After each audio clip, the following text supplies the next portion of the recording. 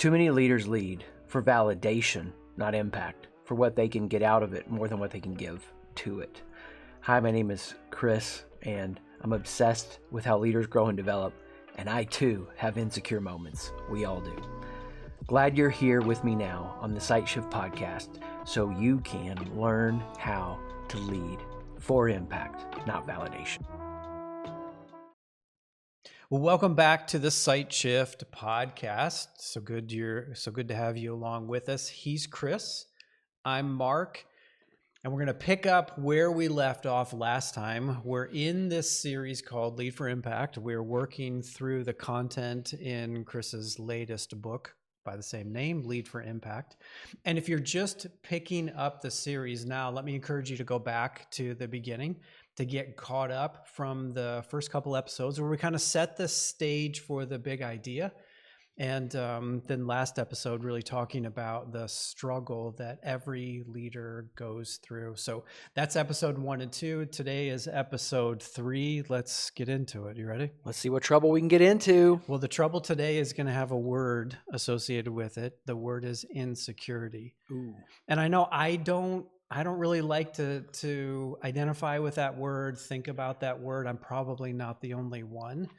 But there was a phrase in the book, a statement in the book that really jumped out at me. And I wanted to start here. The quote is this: everyone in leadership has moments of insecurity. Yeah. Take it from there. Yeah. So, I mean, it's easy to dismiss this, and we've had plenty of leaders dismiss it and go, well, okay, this is for a leader starting out. And it's like, well, if a leader is starting out and they're trying to get like from 20% awareness to 80% awareness, and you think about this like in terms of athletes, even though I should never use too many sports analogies, Mark knows one of the guys on our team is very sports adept and aware. We leave the analogies to him. Yeah. So, but the idea here is if like they're 20% effective as an athlete, they're going to get to 80% effective. Same thing as a leader with awareness.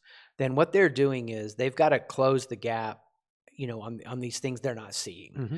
And part of those moments are insecurities that are causing you to show up too big or too small.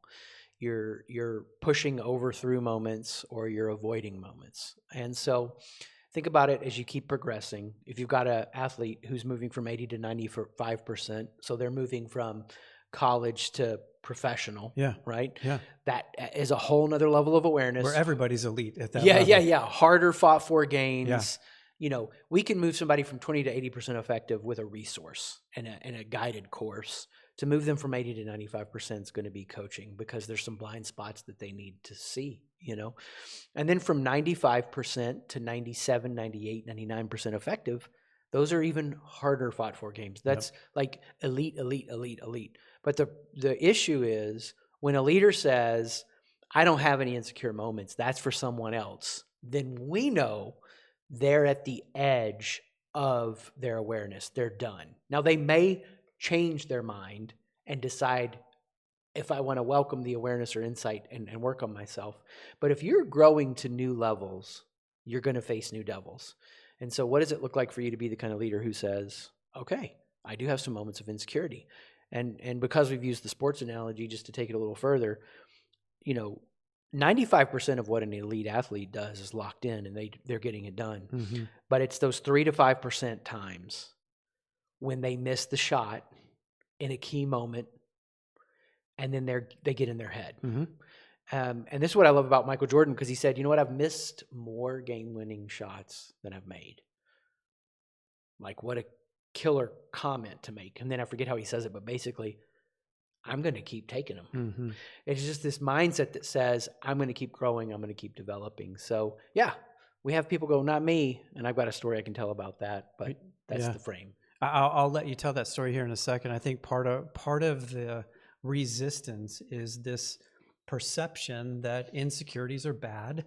Mm. They're evidence of weakness, or you're getting something wrong. Like it's as if it's an indictment. I like to use that word. It's an indictment, and we'll reframe that here. But that's part of what you're setting up is reframing, re-understanding our definition, the way we think about insecurities, so that they can be moments of awareness and growth rather than just these things that are defeating me because I haven't, whack-a-mole, right? I haven't whacked all the moles. Here's another one that's coming up to get me. Yeah, well, that's the key lie that people believe. It's like, and which shows their insecurity. I can't admit insecurity because their own insecurity is keeping them from doing that. And it's just honest to say none of us have perfectly arrived. And it's not hard to see if we can put you in a context where you're most stressed, where your greatest insecurities show up. If you were to voice out that insecurity and say, you know what, when my kids start overwhelming me and I feel kind of lost in the swirl of it all, I raise my voice to try to power up and take over when it gets out of control. No one in your family is going to go, I had no idea. If you're in a meeting with somebody who's super squirrely around owning and being accountable and being committed, if they were to say in the meeting, I've been kind of talking around the issue for about 3 minutes here, rather than stating directly, I did not get that done. I'm sorry. Here's my plan to get it done. No one in the room in that meeting, if you were to say after that, when I am afraid or uncertain, I avoid accountability, no one's going to go, I had no idea. Right. Everybody knows. Right. Everybody sees yours. You just don't see it. Yeah. Yeah. So like the reframing idea here is when you notice insecurities, they become moments of opportunity. Yeah. Rather than moments of defeat or of admitting something's not quite right, or keeping, preventing others from seeing what they already see or thinking you're preventing, right? Like they just become these moments of opportunity that open us up to what is there so that we can then move toward where we want to be. Yeah, which is a different way of thinking about the ego. Which, by the way, if last episode's drinking game was validation, this one's insecurity. Insecurity. I'll take a sip. All right, for any of you rebel rousers out there, give us your stories. So the framing on this that's so damaging is to say, oh, the ego's the enemy. And the way that we interact with the ego, think about the metaphor, the implications of that. It's the enemy. I have to fight it. I have to beat it. I have to subdue it. When in reality, the ego is the insecurity that is a defense mechanism that got you here. Like, good job. Good job being able to talk around the issue in a meeting. Because at some point, when was the last time that you remember feeling like you could fully own truth and not experience unnecessary pain or blame for that? Yeah. That goes way back, right? When was the last time, Chris, me, I felt like a problem is here and I don't have to rush us past it with enthusiasm? When was the last time I felt like I didn't have to be the most knowledgeable on this subject so no one can hurt me, right? I'm just talking out of my insecurities in my most insecure moments. And so what happens is if I can say, okay, the ego isn't the enemy. The ego is the friend that got me here. And it's the clue and the signal for where I can grow into next. It completely changes the way that I relate to those insecurities. And it's like the ego needs a hug. He needs to relax because he or she, that part of you, is on hyper defense because you're not experiencing this thing in this team meeting or in this conversation with your spouse or with your kid like you're a 37-year-old or 52-year-old in your brain. Your brain is literally jolting you back to the most recent or the most painful memory it has, and it's probably pre-verbal. It's 3 or 4, and it's on 5-alarm fire alert saying, this is what's happening, this is what's happening, defend, defend, defend, defend, defend. And if you can relax that, then it's all growth. It's all opportunity. And that is, a morphing of the metaphor that most people have never experienced. I like to have fun with it in recalling the old crocodile guy, Steve Irwin, when he was having fun and teaching and in the moment, he would say something along the lines of danger, danger, danger. And I mean, that's what's happening in your brain, right? That's great. The brain is screaming danger, danger, danger. And it feels real, even if it's not, even if you're not being fully threatened by a crocodile. That's so good. I remember the time when I had a super big awareness moment. I was driving into work. This was days gone by. But I was driving into work, and my mind took me to the regular team meetings that we would have. So not here at Site Shift. Correct. Okay, good. Yes. Wherever this is headed, I want to make clear. Yeah, this was pre-verbal, way back when. But driving into work that day, I had this awareness moment that I'm the guy that always says no. Whenever anything new is tossed out on the table for discussion, I'm the one that says no.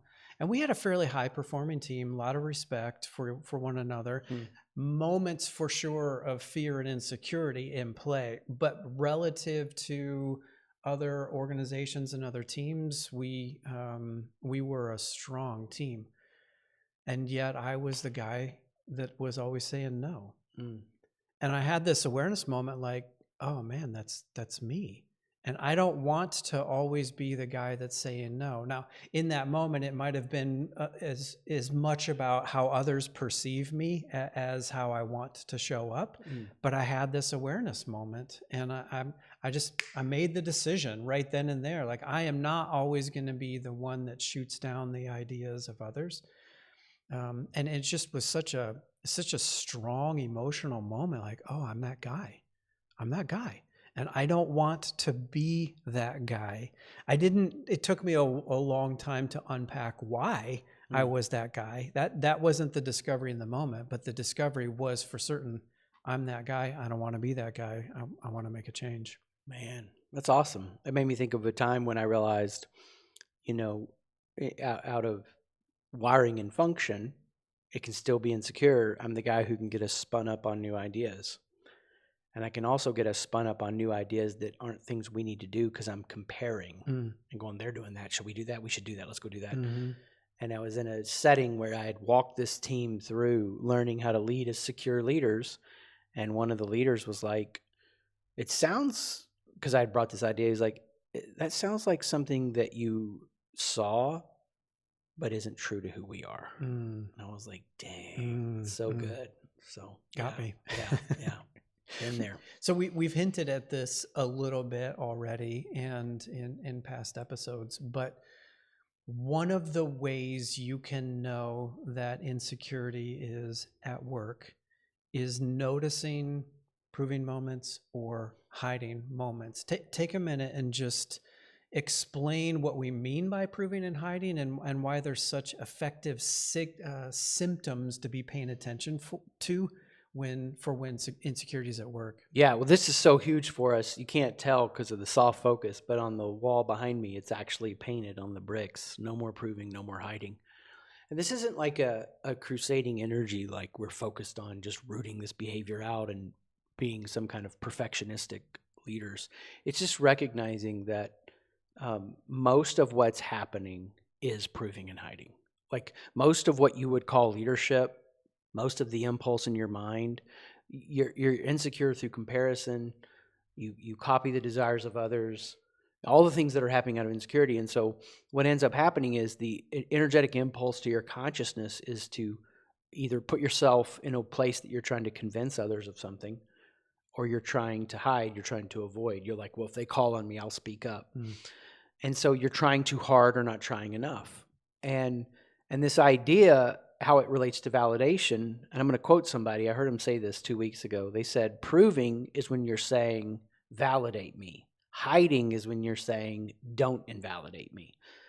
That was Mark. He said that. I heard him say that a couple weeks ago, training a team. And I was like, yes, that's so good.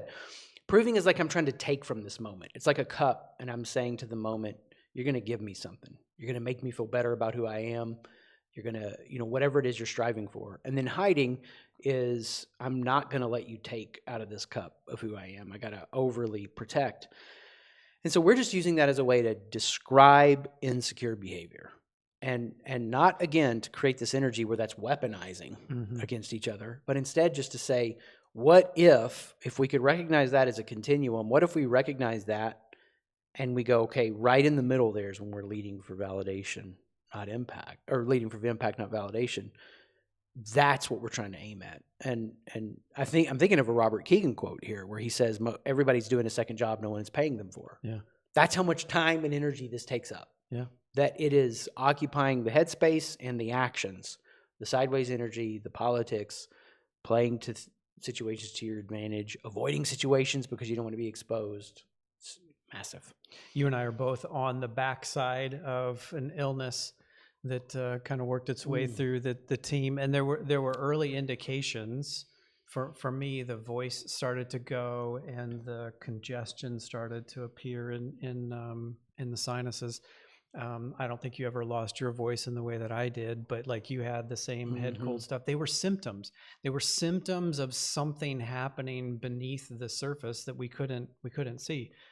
But when the symptoms emerged, we didn't just ignore them. Both you and I started to actively, therapeutically treat the symptoms because we knew that the treatments we were doing would treat the underlying cause, right? We didn't just ignore the symptoms.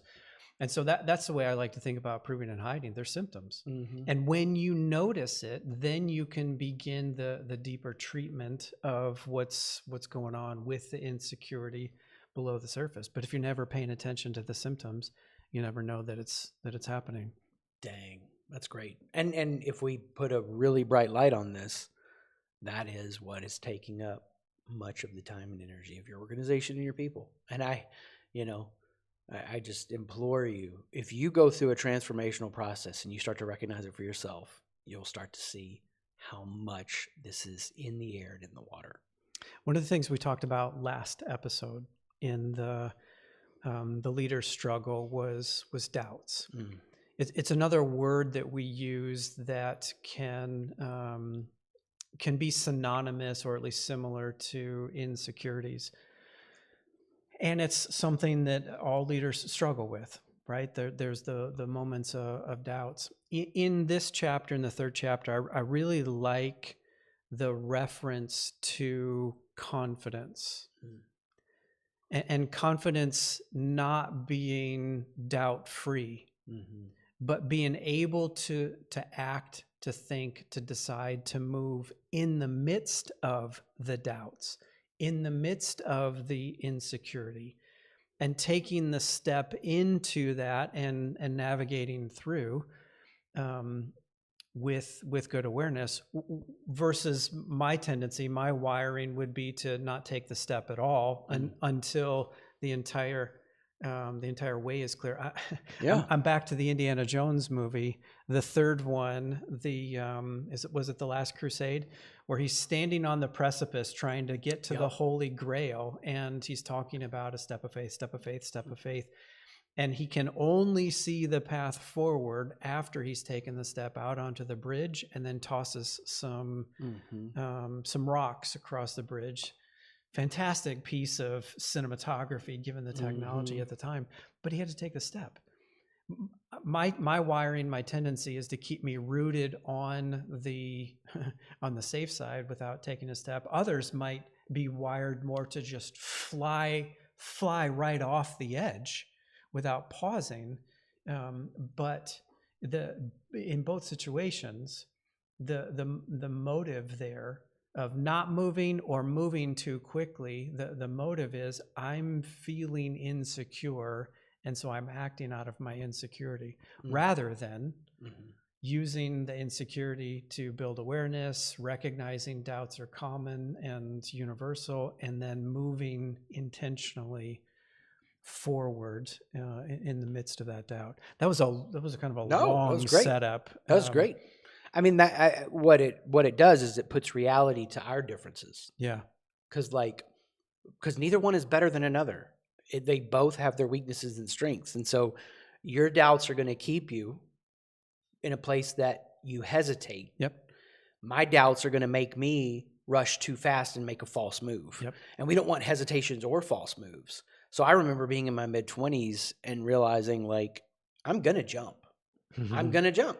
We've had this conversation. But I'm going to look both ways and take a breath. Yeah. And then make sure I hit the bridge that isn't there. Yeah. And then you're going to make sure that you do what you need to do to see what you need to see to take that first step. And this is like, I think, I see this commentary a lot. We understand the way that we talk about confidence prior to, like, I think, for sure 9/11, but definitely 2020. As your confidence is eroded, we understand the conversation we had about confidence up to that time just isn't great because it's almost like confidence is something that's a strength or a feature. Great salespeople are really confident. Mm-hmm. These super biased, limiting definitions of what confidence is. So I've seen the conversation advance to this place, which I would say is past the amateur, that confidence is like a trait. I've seen it advance to this pro level, which is confidence is when you've done it and you know you can do it and you do it. Mm-hmm. That's still not, to me, a world-class definition of confidence, because it doesn't take into account what if I'm doing something I've never done before. Right.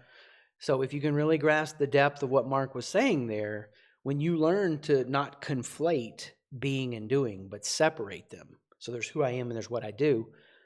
I can be confident in who I am even if the plan doesn't work, even if it doesn't go like I think, even if whether it goes smashingly successful or terrible and off the rails, I still know who I am, which allows me to learn the lesson quicker, and based on the reality feedback loop I have, upgrade my approach so that I do it better next time. Yeah. I'm going to find a way to do it, and my confidence is in who I am, not in what I'm trying to do. Yeah. Yeah. And the insecurity would, if we let it, would seek to undermine the confidence in who we are. Yeah. Which then becomes this hindrance to us being all that we can be in our doing. Yeah. Yeah. Right on. Yeah. And what you're going to always have people do is play on your fears to try to tell you, follow me, believe me, buy this from me, and this is your certainty. And there can't be a guarantee of that. There's no certainty around that. The certainty, the confidence is around learning who we are, that we will be okay. Yeah. And next, whether it goes wrong or right, we will find a way. Yeah. That's what makes you unstoppable. Yeah.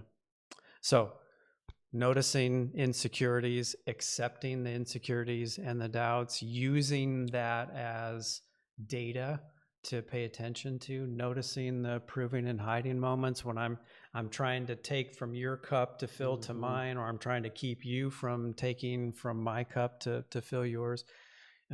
Indicators, noticing, and one of the things that we didn't hit, but it's worth saying, it's really the underlying motive. What is the motive for what you are doing in the moment? And is the motive trying to comfort some insecurity? Or is the motive trying to move past the insecurity and into and through the doubts to bring what is yours to bring, knowing I'm good. As a person, I'm good. Even if it's all falling apart in the doing, or even if it could not have gone better. Yeah. I'm good as a person either way, regardless of the outcome. And the insecurities, the doubts, they show me things that I care about and things that matter. And proving and hiding moments show me where I'm going to be tempted to lean one way or another, rather than navigating in between and showing up for impact rather than validation. Right on. And just to encourage you, it's not about 100% perfectly altruistic motive. We're just trying, and this is not a perfect science, but at least 51% or greater, I'm here for you, not for something in me to be comforted. Yep. Does the comfort feel good? Does it feel good to get the attaboy? Does it feel good to win? Does it feel good to get the feedback? Absolutely. Yeah. But I don't have to have it. Yep. Leading for impact. Booyah. That's where we are. All right. Well, as I mentioned at the top of the episode, this is episode 3 in the series, Lead for Impact. If you haven't picked up 1 and 2, let me encourage you to do that. You can just backtrack in this series, in this playlist, to pick up the first 2. And we will continue next time with episode 4. Until then, between now and then, if you want to learn more, you can always find more on the website, SightShift, SIGHTShift.com. Thanks, man. All right. Peace. All right. See you next time. Thanks for joining me on this episode. There's always more for you at SightShift, SIGHT, shift.com, to be the leader you were meant to be.